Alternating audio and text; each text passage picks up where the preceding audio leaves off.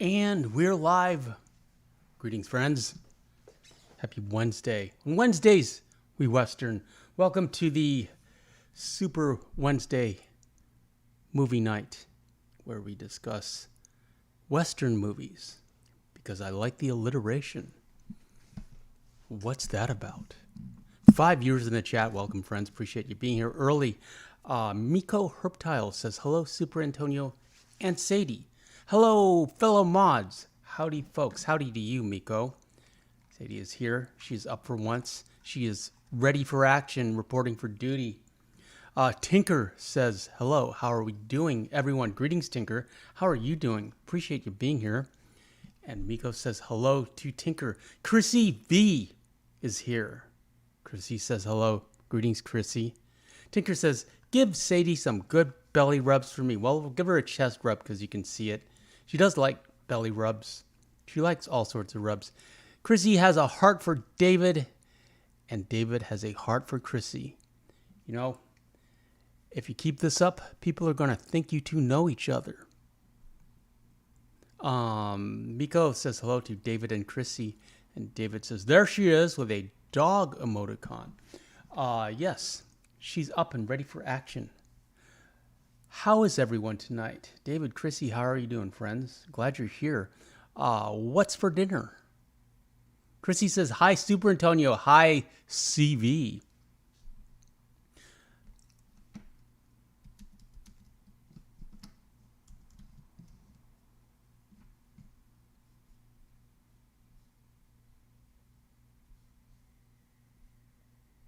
Tonight, we are discussing A Fistful of Dollars, or in Italiano, per un pugno di dollari. But, however, I need to preface this with the slideshow will contain, as always, screenshots of A Fistful of Dollars. However, it will also contain screenshots from a samurai movie called Yojimbo by Akira Kurosawa, which A Fistful of Dollars is based on. And in addition, Yojimbo is based on an American novel called Red Harvest from 1929. It was written by Dash Hammett. Dash Hammett, perhaps most famous for The Maltese Falcon and The Thin Man.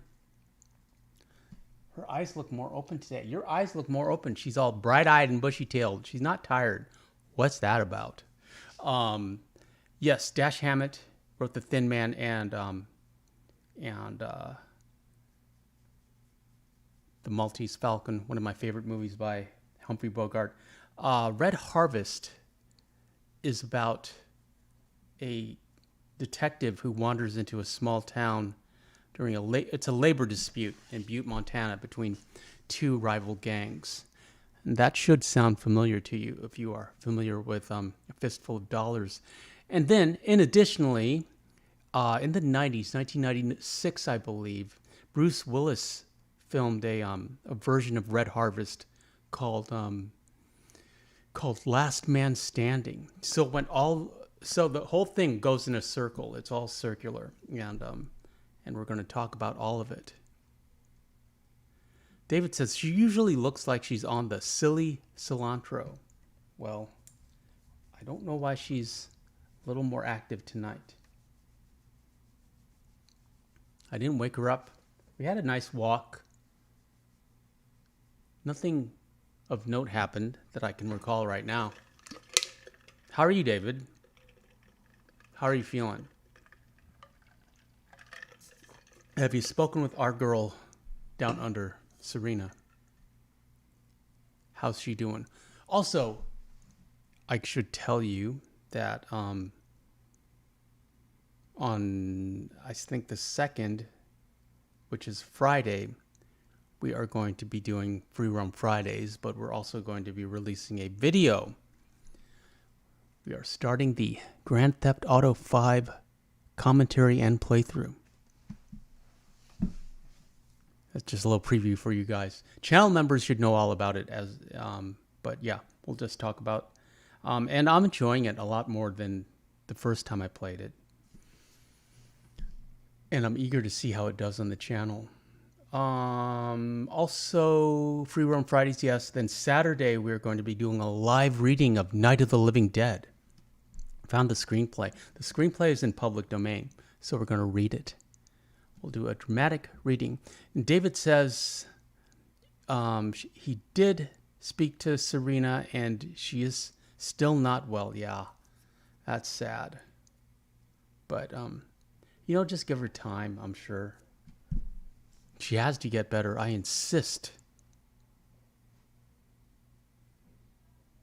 Tinker says, you forget 1,000 things a day. How about you make sure this is one of them? Not sure what you're talking about, Tinker. And Tinker is excited for GTA. Okay. Where's that slideshow? Here's the slideshow. Let's get started. Let's get started. A Fistful of Dollars, Per un pugno di dollari, is a 1964 spaghetti western film directed by Sergio Leone and starring Clint Eastwood in his first leading role, alongside Gian Maria Volante, Marianne Koch, Wolfgang Luxky, Sieghard Rupp, Jose Calvo, Antonio Prieto, and Joseph Egger. The film, an international co-production between Italy, West Germany, and Spain, was filmed on a low budget, reporting to be $200,000, and Clint Eastwood was paid $15,000 for his role. Released in Italy in 1964 and in the United States in 1967, the film initiated the popularity of the spaghetti western genre. It was followed by For a Few Dollars More and The Good, the Bad, and the Ugly, both also starring Eastwood. Collectively, the films are known as the Dollars Trilogy or the Man with No Name Trilogy, after the United Artists publicity campaign referred to Eastwood's character in all three films as the Man with No Name. All three films were released in sequence in the United States in 1967, catapulting Clint Eastwood into stardom. The film has been identified as an unofficial remake of the Akira Kurosawa film Yojimbo from 1961, which resulted in a successful lawsuit by Toho, Yojimbo's production company. Kurosawa wrote to Leone directly, saying, "Signor Leone, I have just had the chance to see your film. It is a very fine film, but it is my film. Since Japan is a signatory of the Berne Convention on the International Copyright, you must pay me." He and Toho received 15% of the film's revenue, and it is believed that Kurosawa earned more money from the financial settlement than he had made on his own film, Yojimbo. Yojimbo is a great film. Highly recommend it. It stars Toshiro Mifune, who is kind of like the Japanese Brando. Very physical actor, and it's exactly the same film. Exactly, except with samurais. Few spaghetti westerns had been released in the United States at the time, so many of the European cast and crew adopted American-sounding stage names. These included Leone, Bob Robertson, Gian Maria Volante, who appeared as Johnny Wells, and composer Ennio Morricone, who was Dan Savio. A Fistful of Dollars was shot in Spain, mostly near Hoya de Manzanares, close to Madrid, but also, like its two sequels, in the Tabernas Desert and in the Cabo de Gata Níjar National Park, both in the province of Almería. Moving on to the plot, and that was a GTA reference, Tinker says. Okay, it's good to know. This is only my second playthrough of GTA. But we're having fun. We're just driving around.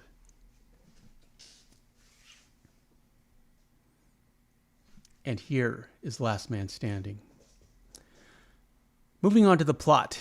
An unnamed stranger arrives at the little town of San Miguel on the Mexico-United States border. Silvanito, the town's innkeeper, tells the stranger about a feud between two smuggler families vying to gain control of the town, the Rojo brothers, Don Don Miguel, Esteban, and Ramon, and the family comprising the town sheriff, John Baxter, his matriarchal wife, Consuelo, and their son, Antonio. To make money, the stranger decides to play these families against each other. He demonstrates his deadliness to both sides by shooting 4 men with ease, including the 3 who insulted him as he entered the town. The stranger witnesses the Rojos massacre a detachment of Mexican soldiers, escorting a chest of gold to exchange for rifles, and comes up with a plan. He takes 2 of the dead bodies to a nearby cemetery and props them up to make them appear alive. He sells information to both factions, claiming 2 Mexican soldiers survived the attack. Each faction races to the cemetery, the Baxters to get the supposed survivors to testify against the Rojos, and the Rojos to silence them. They engage in a gunfight with Ramon, killing the supposed survivors, and Esteban capturing Antonio Baxter.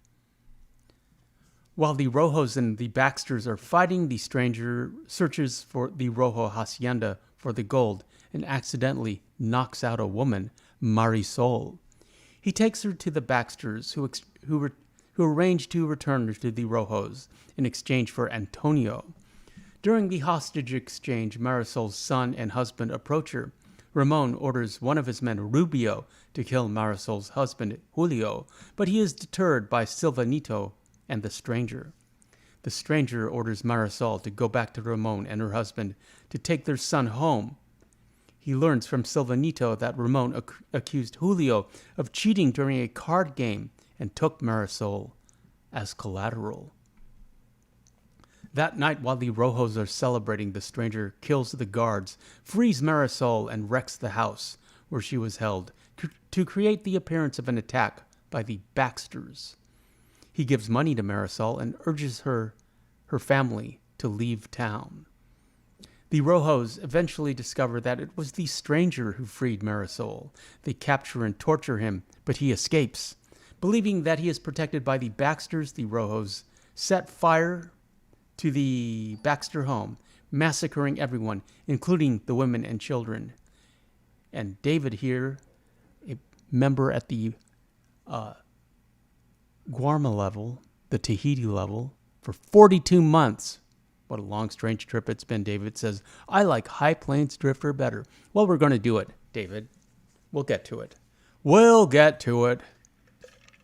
But I really appreciate you being here, David. I couldn't do it without you, literally and figuratively. Shout out to David V. and his lovely wife, Chrissy,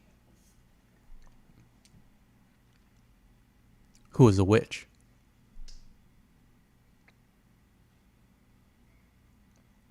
When Piripero tells him that Silvanito has been captured and tortured by the Rojos for the stranger's whereabouts, he returns to town. Well, actually, no, we missed a part. Hold on. The Rojos eventually discover that it was the stranger who freed Marisol. They capture and torture him, but he escapes. Believing that he is protected by the Baxters, the Rojos set fire to the Baxter home, massacring everyone, including the women and children, as they flee the burning building. With the help from a local coffin maker named Piripero, the stranger escapes town by hiding in a coffin and recuperates in an abandoned mine. When Piripero tells him that Silvanito has been captured and tortured by the Rojos for the stranger's whereabouts, he returns to town to confront them. With a steel chest plate hidden beneath his poncho, he taunts Ramon to aim for the heart, and as Ramon's shots deflect until Ramon exhausts his Winchester rifle's ammunition, the stranger shoots the weapon from Ramon's hand and kills Don Miguel, Rubio, and the other Rojo men standing nearby. He uses the last shot to free Silvanito, who is hanging from a rope by his hands. After challenging Ramon to reload his rifle faster than he can reload his revolver, the stranger shoots and kills him. Esteban Rojo aims for the stranger's back from a nearby building, but is shot dead by Silvanito. The stranger bids Silvanito and Piripero farewell and rides away from town.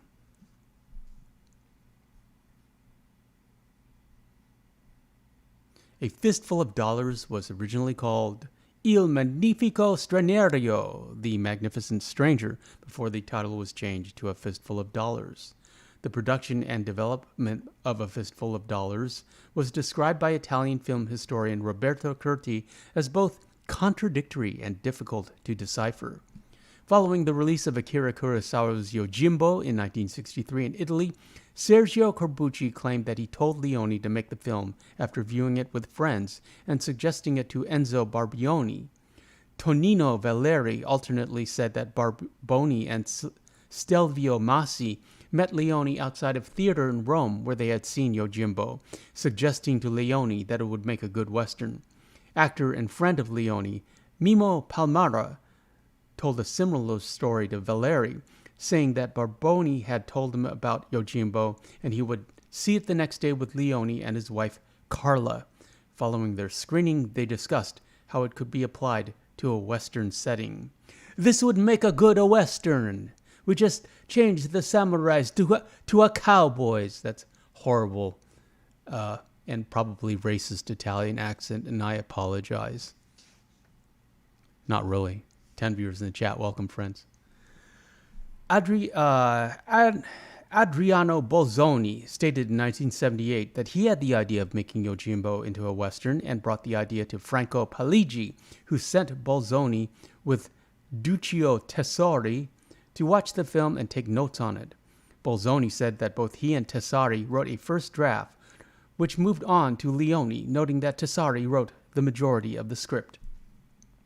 Fernando Di Leo also claimed authorship of the script, saying that both A Fistful of Dollars and For a Few Dollars More were written by him and Tesori, and not Luciano Vincenzoni. Di Leo claimed that Leone had the idea for the film. Tesori wrote the script and he gave him a hand. De Leo would repeat this story in an interview, saying that he was at the first meetings of Tesori and Leone, discussing what kind of film to make from Yojimbo. Looks like a lot of people collaborated on this, and everyone wants credit. Originally, Sergio Leone intended for Henry Fonda to play the man with no name. However, the production company could not afford to employ a major Hollywood star. Next, Leone offered the part to Charles Bronson. He too declined, arguing that the script was bad. Both Fonda and Bronson would eventually star in Leone's Once Upon a Time in the West, arguably his greatest Western. I know everyone loves the Dollars trilogy, and especially The Good, the Bad, and the Ugly, but Once Upon a Time in the West is epic, operatic. Other actors who turned down the role were Henry Silva, Rory Calhoun, Tony Russell, Steve Reeves, Ty Hardin, and James Coburn. Leone turned his attention to Richard Harrison, an expatriate American actor who had recently starred in the Italian Western Duello ne Texas. Harrison, however, had not been impressed with his experience in that film and refused. The producers presented a list of available lesser-known American actors and asked Harrison for advice. Harrison suggested Eastwood, who he knew could play a cowboy convincingly. Harrison would state, "Maybe my greatest contribution to cinema was not doing A Fistful of Dollars and recommending Clint for the part." Eastwood would speak about transitioning from a television Western to A Fistful of Dollars. "In Rawhide, I did get awfully tired of playing the conventional white hat. The hero who kisses old ladies and dogs and was kind to everybody. I decided it was time to be an anti-hero." That's my Clint Eastwood impression. I hope you like it. The things I do for you people, for you unruly bastards. I say that with kindness and love. Eastwood said that he had a similar idea for adopting Yojimbo into a Western a few years earlier in Los Angeles, when a friend who was a fan of samurai cinema took him to watch Yojimbo at the Western Avenue Theater that ran Japanese films. Eastwood recalled that he remembered sitting there and saying, "Boy, this would be a great Western if only someone had enough nerve to do it. But they'd never have the nerve." A few years later, after someone handed him the script for A Fistful of Dollars, About 10 pages in, he recognized it as an obvious ripoff of Yojimbo, which he found ironic. A Fistful of Dollars was set in Italian, German, and Spanish, so there was a significant language barrier on set.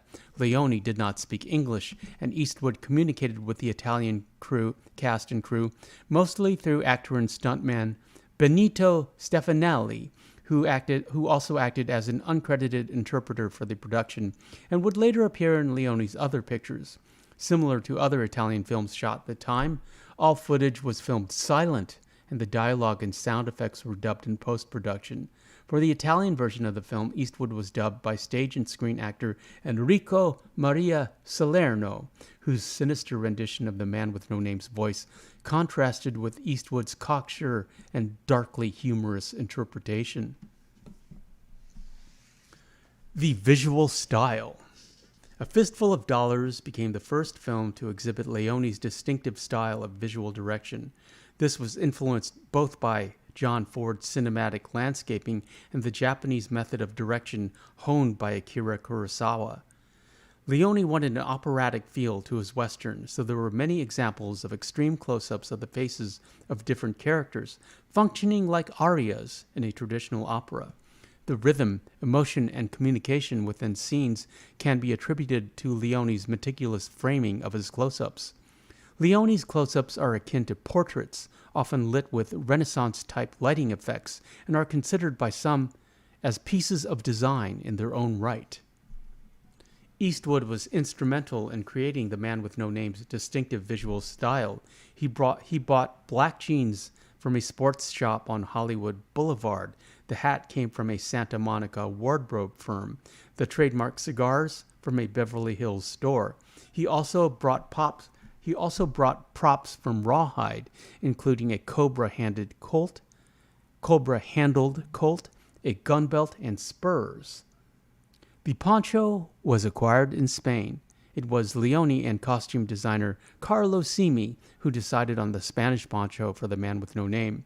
On the DVD commentary for The Good, the Bad, and the Ugly, it is said that although Eastwood is a non-smoker, he felt that the foul taste of the cigar in his mouth put him in the right mind for his character. Leone reportedly took quickly to Eastwood's distinctive style and commented, "More than an actor, I needed a mask," and with Eastwood at that time, he only had two expressions, with hat and no hat. Soundtrack, of course, by Ennio Morricone. Some of the music was written before the film, which is unusual, said Morricone. Leone's films were made like that because he wanted the music to be an important part of it, and he often kept the scenes longer simply because he didn't want the music to end. That's why the films are so slow, because of the music. Box office. Promoting A Fistful of Dollars was difficult because no major distributor wanted to take a chance on a faux Western with an unknown director. The film ended up being released in Italy in September of 1964, which was typically the worst month for sales. Despite the initial negative reviews from Italian critics, the film's popularity spread at a grassroots level, and over the film's theatrical release, it grossed 2.7 billion lira, or $4 million in Italy, more than any other Italian film to that point. The release of the film was delayed in the United States because distributors feared being sued by Kurosawa. As a result, it was not shown in American cinemas until January of 1967. The film grossed $4.5 million for the year. In 1969, it was re-released, earning $1.2 million. It eventually grossed $14.5 million in the United States and Canada, and more than $20 million worldwide. The film was initially shunned by Italian critics who gave it extremely negative reviews.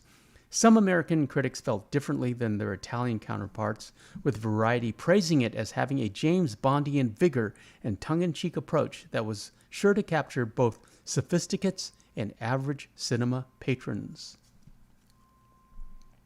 On the film's American release in 1967, both Philip French and Bosley Crowther were unimpressed with the film itself. Critic Philip French of The Observer stated, "The calculated sadism of the film would be offensive were it not for the neutralizing laughter aroused by the ludicrousness of the whole exercise. If one didn't know the actual provenance of the film, one would guess that it was a private movie made by a group of rich European Western fans at a dude ranch. A Fistful of Dollars looks awful, has a flat, dead soundtrack, and is totally devoid of human feelings." Wow, they didn't pull any punches in the 60s. Bosley Crowther of the New York Times treated the film not as a pastiche, but as camp parody, stating that nearly every Western cliche could be found in this egregiously synthetic but engrossingly morbid, violent film.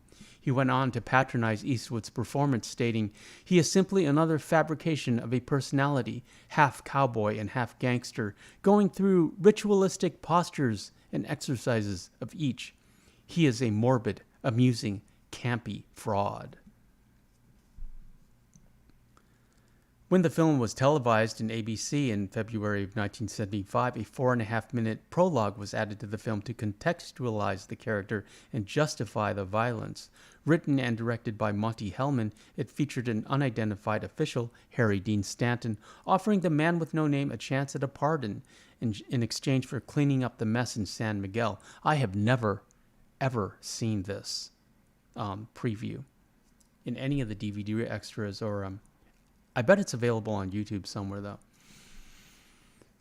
Close-ups of Eastwood's face from archival footage are inserted into the scene alongside Stanton's performance.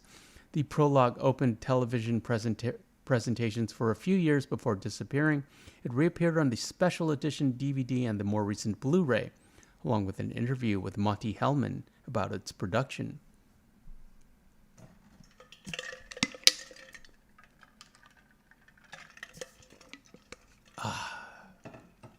Thirsty work. Western Wednesdays. 11 viewers in the chat. Welcome, friends. Appreciate you being here. The retrospective reception of Fistful of Dollars has been much more positive, noting it as a hugely influential film in regard to the rejuvenation of the Western genre.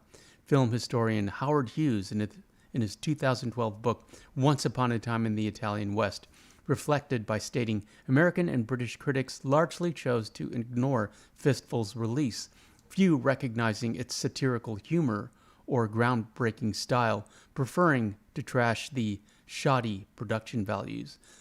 Papa One and Mama One are here. Papa One says, "Hey family." Greetings, Papa One, and welcome, Mama One. We are discussing A Fistful of Dollars, or in Italiano, Per un pugno di dollari.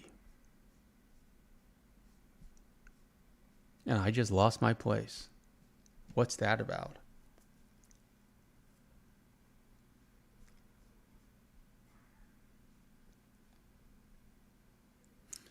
A Fistful of Dollars has achieved a 98% approval rating from 55 critics on Rotten Tomatoes.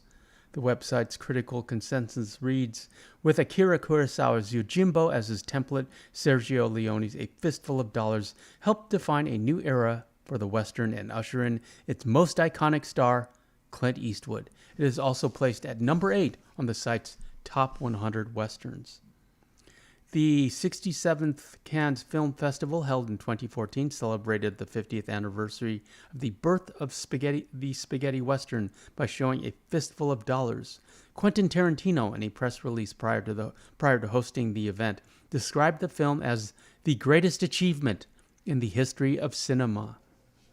Well, I wouldn't go that far, Quentin.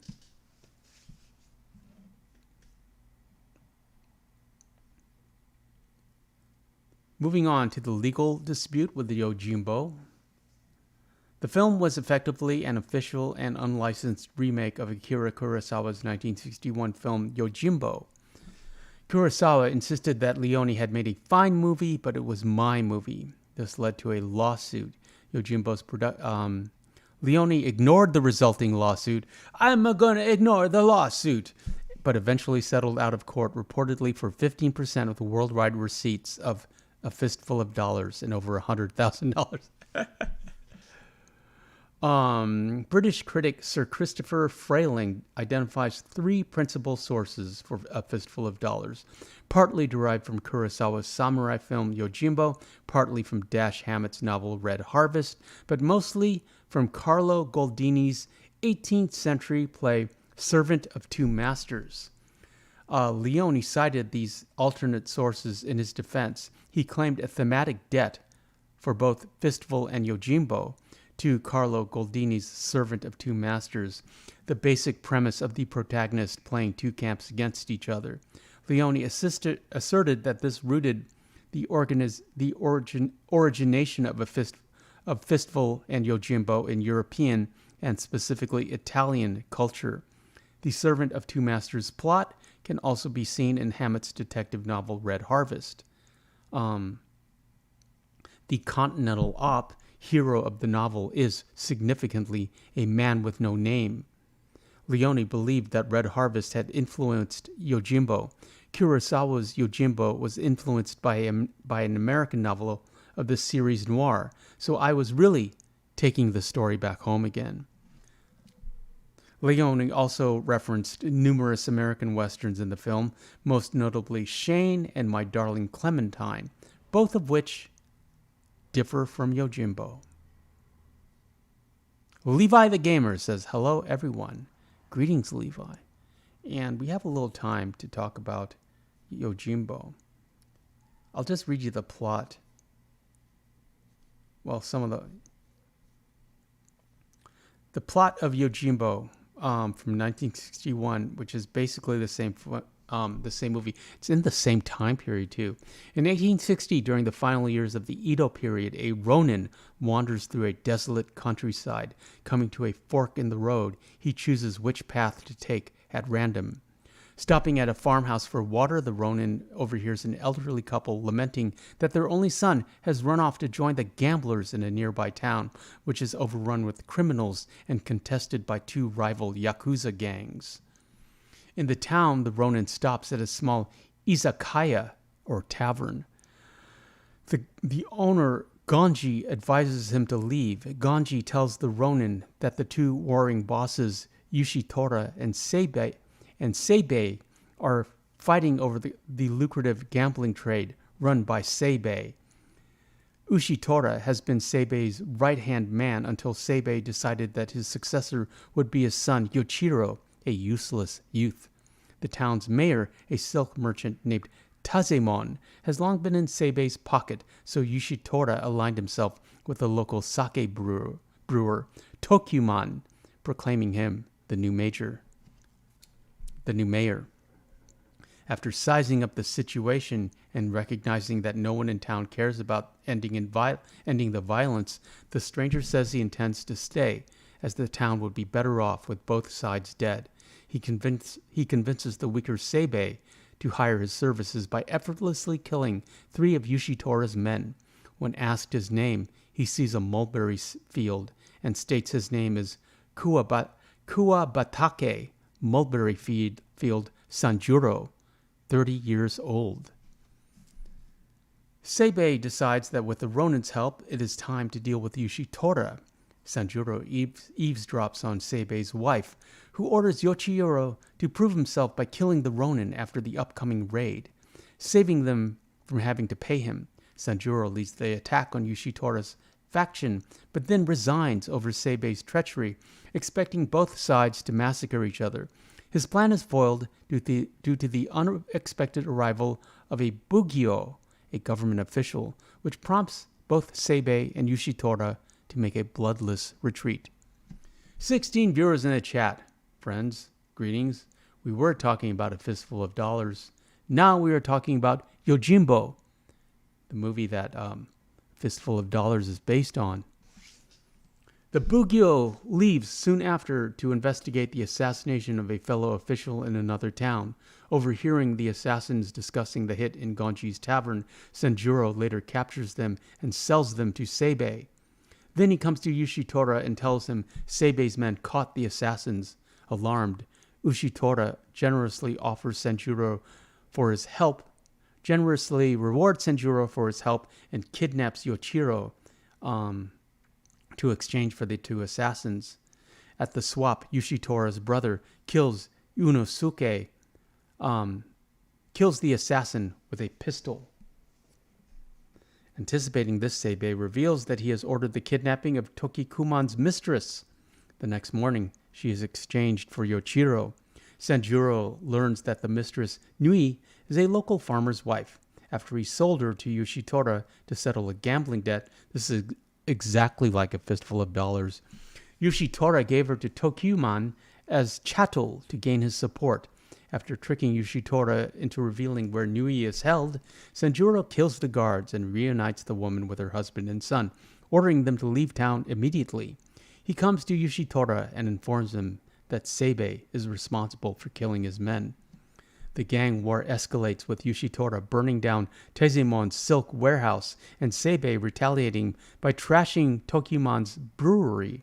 After some time, Unosuke becomes suspicious of Sanjuro and circumstances surrounding Nui's escape, eventually uncovering evidence of the Ronin's betrayal. Sanjuro is severely beaten and imprisoned by Yoshitora's thugs, who torture him to find out Nui's whereabouts. When Yoshitora decides to eliminate Seibei once and for all, Sanjuro escapes. Smuggled out of town by a coffin by Gonji, just like a Fistful of Dollars, Sanjuro witnesses the brutal end of Seibei and his family. Sanjuro recuperates in a small temple near a cemetery. Upon learning Gonji has been captured by Yoshitora, he returns to town. In a final confrontation with Yoshitora, Unosuke, and their gang, Sanjuro dispatches them. He spares a terrified young man, the son of the elderly couple from the opening of the film, and sends him back to his parents. As Sanjuro surveys the damage, and now insane Tazemon comes out of his home in a samurai outfit and stabs Tokuman to death. Sanjuro frees Gonji, proclaims the town will be quiet from then on, and departs.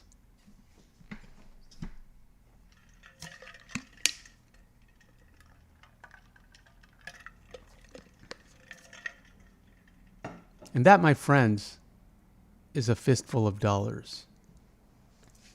What do you think? Levi the Gamer asks, Super Antonio of Red Dead 2 never came out. What game would be your main game on your channel? This would not be a game channel. It would probably have been either a watch channel or a stock market day trading channel. And I thought about both those. Or vinyl, a record collecting channel. Those were the three options I was thinking about at the time. But here we are. So, what did everyone think of Western Wednesdays and a Fistful of Dollars? Perhaps we shall do, what's that movie David wanted? High Plains Drifter?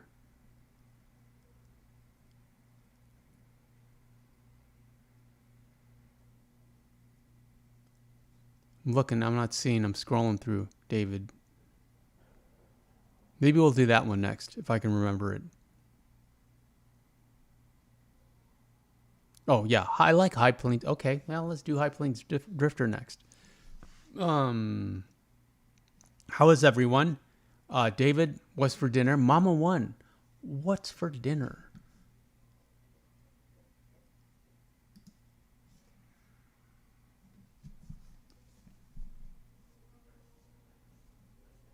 I had teriyaki pork with veggies, but it was fried pork. It's called karage. Still fried and breaded pork. It's kind of like, what is that like? It's kind of like Japanese Wiener Schnitzel. Basically the same thing. High Plains Drifter, David. Okay, let's do that next. Let me look it up right now. High Plains Drifter from 1973. Rio Bravo and the Searchers. Yeah, I want to do the classics. I want to do the John Ford. It was directed by Clint Eastwood. I forgot about that.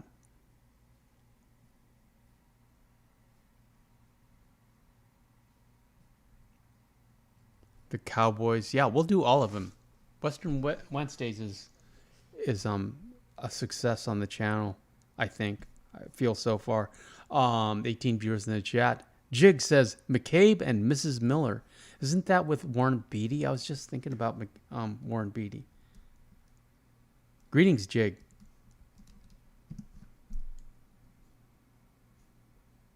Yeah, Warren Beatty. I was wondering what Warren Beatty's up to. I know he's retired. He's 87. He's super retired.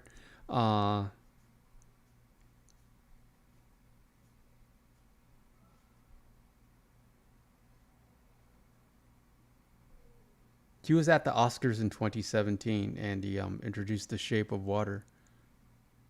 Chrissy asked Mama One what was for dinner. Chrissy had pita bread sandwiches for dinner. Sons of Katie Elder. Levi said, I ate Chili's. I had chicken wings and hamburger sliders. I love hamburger sliders. Mama One says, dinner was raccoon with rice. Gravy made from raccoon bone as a base, and I made a nice gumbo. Also cornbread and red potatoes. What's raccoon taste like? And Mom One says dessert was homemade chocolate pudding. And David votes for McClintock. McClintock has that scene. You know which one I'm talking about. That scene, was that Margaret O'Hara or Margaret Sullivan?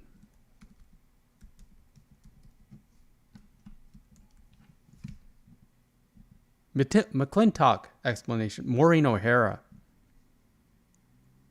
American Western comedy. Yeah. It's free on Tubi. Oh, speaking of free on Tubi, David and Chrissy, I started watching. Have you heard of Z Nation? It was the Sci-Fi Channel's answer to The Walking Dead, and it's more lighthearted. You know, it's like Walking Dead light. It's not exactly a comedy, but they're having more fun during this zombie apocalypse than they ever had in The Walking Dead. And whereas in The Walking Dead, you know, they present a bunch of characters and you grow to like them, and then they get betrayed or killed. In this Z Nation, you're introduced to a bunch of characters that you like, and you just watch them having adventures and going from town to town killing zombies. So I highly recommend it. It's a lot of fun.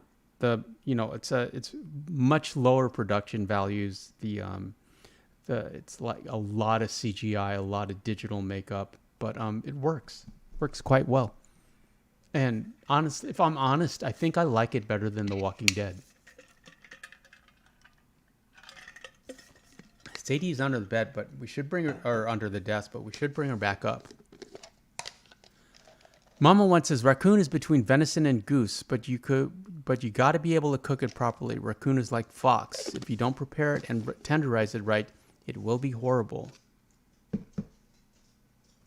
Chrissy says David has been staying up too late because it will get real good and he starts a new episode. Yeah, that's how they get you. Say hi to Mama One and Papa One and Jig. 12 viewers in the chat. Welcome, friends. So, in case you weren't here, I am starting a Grand Theft Auto full game commentary and playthrough. They're going to be long format videos, like 90 minutes to 2 hours.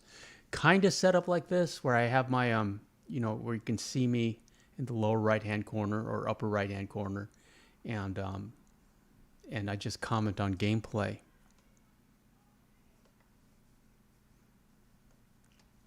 Mama One says, hi, Sadie. Say hi to Mama One. Say hi. Say hi. There. I like holding her hand. And Mama One says, my mother-in-law taught me to make it. It was Papa One and his dad's favorite meal. So you're passing it on.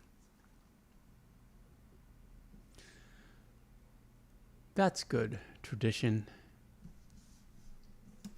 On Saturday, Well, Fridays we free roam. I don't know exactly what we're going to free roam in, but I'll think of something. On Saturday, I'm going to do a live reading of Night of the Living Dead. Perhaps the first zombie movie. It's copyright free, so we can do it, and it'll be a lot of fun. And again, if that works, we can like expand into just more traditional reading. Maybe I can read short stories or ghost stories. Levi the Gamer says, that sounds fun. I had a friend that said Red Dead 2 is just Western GTA, but it's so much more than that. It is way more than that. So much more. I talk a lot in my Grand Theft Auto playthrough. You know, I make a lot of comparisons with our game, with Red Dead Redemption 2, just because I know it so much more intimately, and I don't ever plan on getting good at Grand Theft Auto. I'm not going to be making guides on it. We're just doing a playthrough to just to see if we can get more views and, you know, more subs, all that.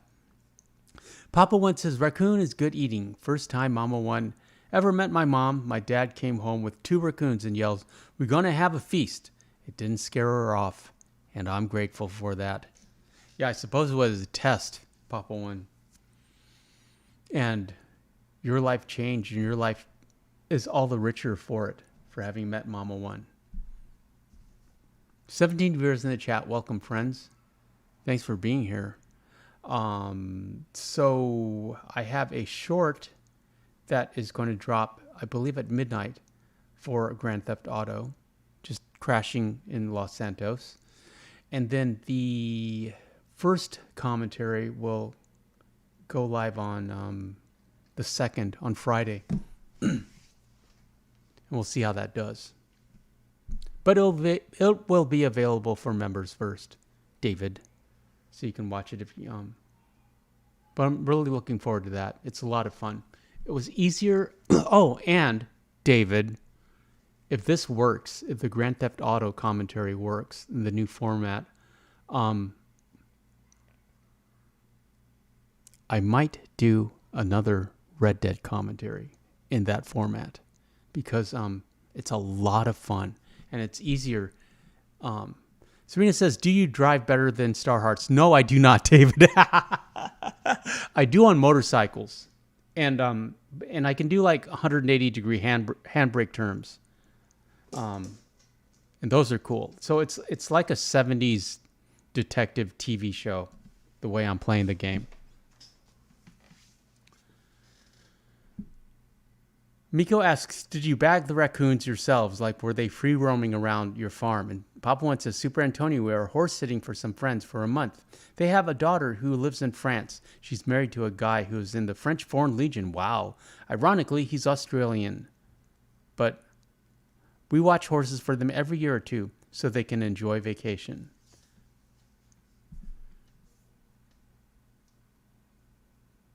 David says, full game commentary was when I started here. Yeah, I'm thinking maybe we'll do like the Bad Honor commentary, but that is contingent on how the Grand Theft Auto commentary works. But it's in many ways it's easier for me because I just, you know, I don't have to write a script. I just go on there and talk about it. And, you know, it's like, and then kind of like in chats, you know, and I go off on tangents and talk about whatever, dogs and food. And we could, but you know, I have way more that I could say about Red Dead Redemption 2. So we might. I'm thinking about it. I'm seriously thinking about it. But again, depends on how well the Grand Theft Auto commentary goes. And then if it goes like astonishingly well, I guess we're going to have to buy a PS5 and play GTA 6. But we'll see. We shall see. I mean, we can't get ahead of ourselves. Miko says, I also have concerns when Serena is driving around in Grand Theft Auto and Mafia and LA Noire. Well, just wait till you see what I can do. I'm much better on motorcycles. I don't know why. David says she drives off on her side of the street. Yeah, she thinks it's Australia. Papuan continues, that's where we are getting Arthur's adoptive mother, hopefully in Appaloosa, who lost her foal. That'd be perfect. If she adopts him, then Randy is going to have to pay for an expensive Andalusa. She's worth about 12 grand. Yeah, but that horse needs a mama. And, a mama who lost a horse, a foal, that's perfect. Levi says, I just played Red Dead Redemption 2. I hate Chapter 6. It feels so off, but it's one of the best chapters if we're talking about story. It's one of the most challenging chapters, pound for pound, just, from gameplay. It has some of the greatest fights.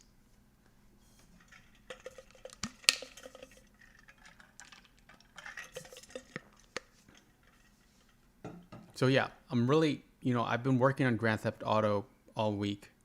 And anytime anyone asked me what I was doing, and I was really eager about talking to you about it, but, I was like, oh, I've been working hard. I'm making videos. Yeah, that's what I'm making videos on. And it's fun, I guess. I really want to put all of them in black suits with white shirts and black ties, turn them all into Reservoir Dogs. I don't know if that's possible. I can't find a wardrobe store, a general store. Is there a clothing store, David? Do we unlock that later on in the game? So I could make I really want to put Franklin in a suit. I don't like how Franklin is dressed. David says, I have Eagle Flies and Rain Falls to do next. And Levi says, I love the soundtrack of my Last Sun mission.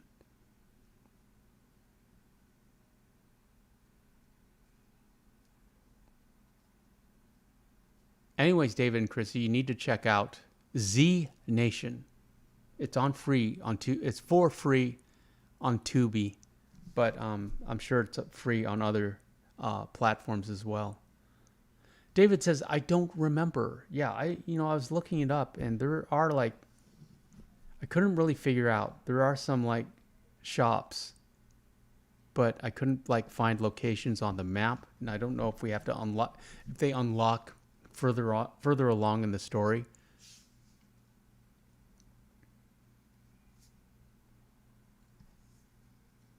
Did pick up a free assault rifle when we went completely random. And Odog is here. Greetings, Odog. Odog says, sup, Davey boy. Hi, everyone.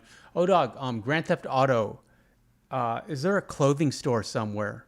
Odog says, been in the background the entire time. Levi says, Super Antonio, do you watch the Olympics? I do, but I'm very disappointed in the opening ceremony, and I couldn't watch it. So I'm kind of boycotting the Olympics. I'm mad at them. We live in demonic times. And also, it's just, I find it insulting that, it's such low-hanging fruit to make fun of Christianity, and there's no way they would make fun of Muslims because everyone knows exactly what would happen if you made fun of Muhammad. If you had a drag queen Muhammad, and everyone knows what would happen. No one will talk about it. But, it's but for some reason Christianity is allowed to be mocked and blasphemed. And I wouldn't even describe myself as Christian. I just find it insulting. And so I can't watch the Olympics, even though I think I prefer the Summer Olympics, beach volleyball, Odog. Odog says, GTA clothes unlock as you level and accomplish stuff. Irritating. Yeah, and how do you make money? You can't loot people. Can you sell cars? Because I randomly steal cars all the time. Can you sell those? The Real Reaper says, howdy partners, what normally happens on this stream? I've never been on these ones. We discuss movies for like the first 45 minutes, and then I just kind of catch up on the chat after that. So we just kind of hang out and talk. David says hi to Reaper. Miko says not to mention some of the athletes. The real Reaper has a bunch of demon emoticons. Scary.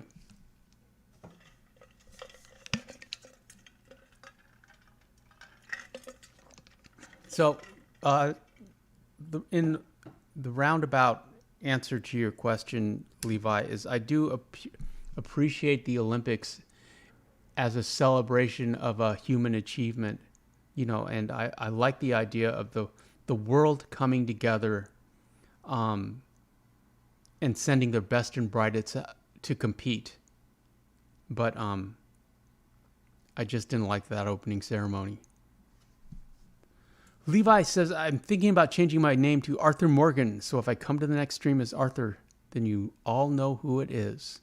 Okay, Levi, you'll probably have to remember that.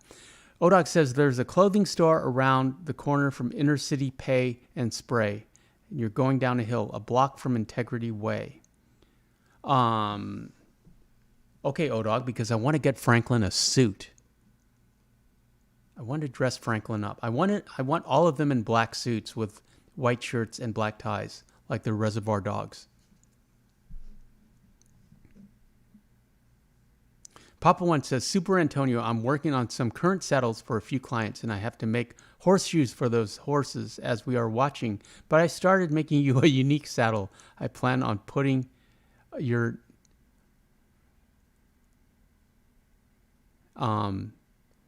Papa One will continue. Odog says, you cannot sell cars as a main source of income. Maybe one every 30 to 45 minutes. And it can't be a hot rod. Benz Trez says, Benz is here. Ben says, my mule don't like you laughing. Greetings, Benz. Yeah, it's like, I mean, I know I get money from missions. Like we randomly have money. But you can't loot anyone. There's no like prompt to like rob anyone. Odog says cab missions. If they haven't removed them, there's some missions to help repo cars. Papa One says logo and maybe Sadie's name or face. Wow. It will take a while to do, but when it is done, I'm going to send it to you as a token of my appreciation and friendship. You really mean a lot to me and Mama One. Well, I appreciate that, Papa One. That's very kind of you. You do not have to do that. I'm just happy that you're here. You, both of you add a lot to the community. More ways than you can think. But that sounds great.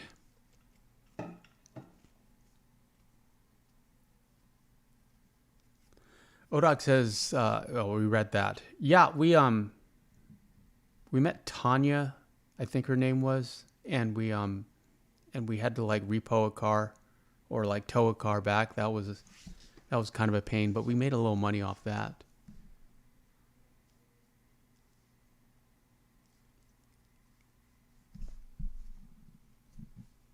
I suppose I'll have to do research at some point.